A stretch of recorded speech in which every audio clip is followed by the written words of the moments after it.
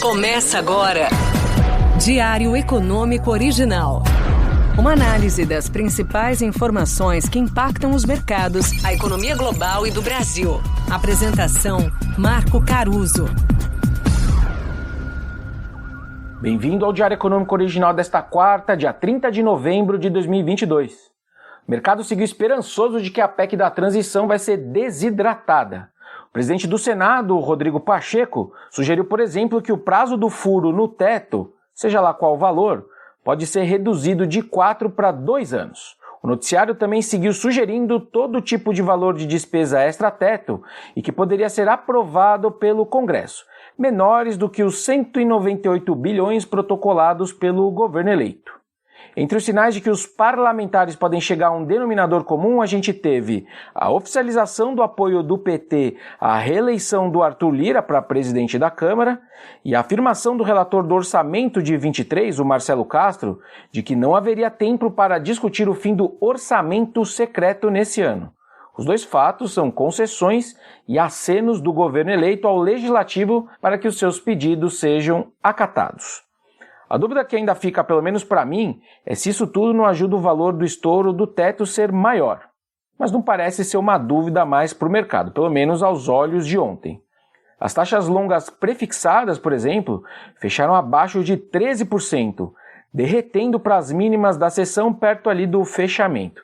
E o dólar à vista terminou a terça em baixa de 1,5%, abaixo dos 5,30 contra o nosso real.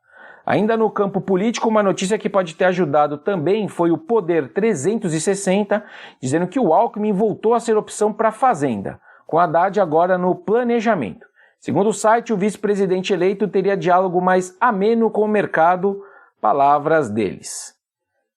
Bom, aí a gente vê que em época que o Spotify faz o compilado das mais ouvidas do ano, o samba de uma nota só fiscal desponta nas paradas de sucesso e trilha sonora dos investidores mais uma vez.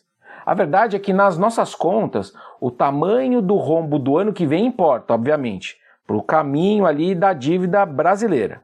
Mas vai ser a regra fiscal que eles deverão colocar no lugar do teto que vai sacramentar de fato o nosso risco fiscal. Começar com um déficit de 2% do PIB, obviamente não é nada salutar.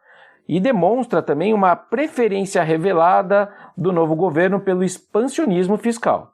Só que ela pode ser contornada por uma regra crível de controle das contas públicas. Só que isso a gente só vai saber no ano que vem. Enfim. Bom, mas voltando para os ativos, a nossa bolsa também foi ajudada pelo cenário externo, especialmente pelas commodities.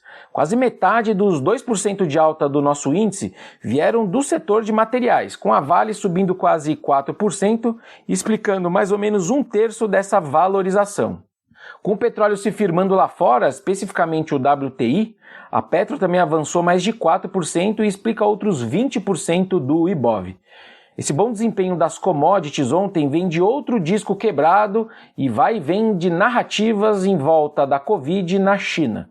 Os casos voltaram a renovar máximas no ano, mas a Autoridade Nacional de Saúde do país disse que vai reforçar a vacinação dos idosos, que é justamente a porção da população relativamente pouco vacinada nas doses extras, na terceira dose, e um dos motivos para a política do governo chinês ser tão restritiva. Um comentário agora rápido sobre as varejistas na nossa bolsa. A queda da curva de juros deu uma sobrevida aos papéis ontem, mas um ponto que eu não trouxe antes, no começo da semana e que vale destacar, foi o fraco desempenho da Black Friday semana passada e da Cyber Monday na segunda. A consultoria Nielsen informou que o faturamento bruto da Black Friday desse ano caiu 23% em relação a 2021. E aí o faturamento bruto do e-commerce brasileiro na chamada Cyber Monday, que é a segunda-feira que vem logo depois da Black Friday, recuou 12% na comparação com o ano passado.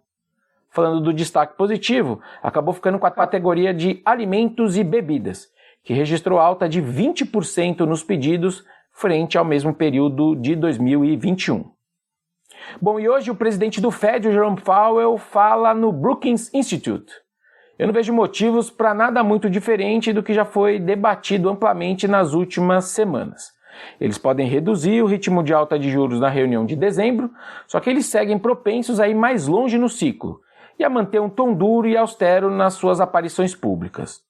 Olhando para os números da CME, que é a maior bolsa de derivativos do mundo, os investidores precificam aí 2/3 de chance de que o Fed suba meio ponto percentual nessa próxima reunião, depois de 4 movimentos consecutivos de 0,75, mas eles ainda deixam 1/3 de probabilidade deles subirem tudo isso, 0,75 de novo pela 5ª vez. Com o Powell chegando hoje e os números de emprego nos Estados Unidos na sexta, eu entendo que um pouco de cautela pode voltar nessa segunda metade da semana para os mercados. É isso por hoje, turma. Bom dia, bons negócios e sorte sempre. Você ouviu Diário Econômico Original. Uma análise das principais informações que impactam os mercados, a economia global e do Brasil. De segunda a sexta, às 6 da manhã, no Spotify e YouTube.